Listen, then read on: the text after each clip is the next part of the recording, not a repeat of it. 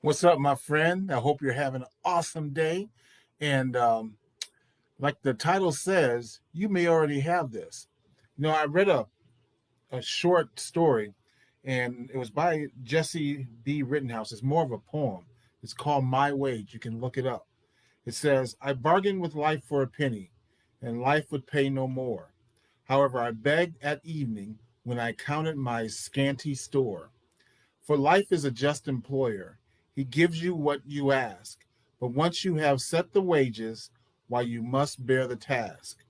I worked for a menial's hire, only to learn dismayed that any wage I had asked of life, life would have willingly paid.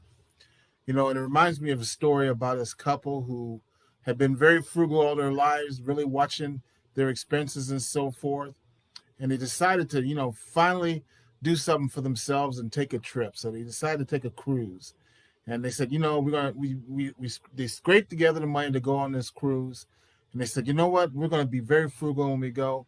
Um, Pack up some sandwiches. So they packed up a bunch of bologna and cheese sandwiches and everything, packed them in their suitcase and so forth, and they took off on this cruise. And they went and they, you know, um, did the shuffleboard, even got in the pool, you know, really took advantage of the amenities of the cruise and so forth. But when it came time for the eating, well, they hustled back to their cabin room and they pulled out, opened up the suitcase, and they had them sandwiches. And this went on. This was a pretty nice length cruise. It went on for about a week. And finally, the last day, they said, listen, it's the last day. Let's just go and take advantage of what this food this cruise has. We got a little few dollars. We can go ahead and eat. There's a buffet. We'll take care of the buffet, and that'll be our meal that we kind of splurge for ourselves. So they went and they got to the buffet. The buffet was so beautiful. They just went there and they just ate, got all kinds of food, filled their plates, and finally said, okay, we got it. We filled our bellies.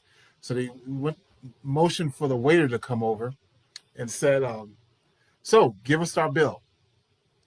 And the waiter looked at him kind of weird, and he said, huh? He said, yeah, we're ready now. We've eaten. We're ready for our bill. And the waiter said, well, did you not know that food is included with the cruise?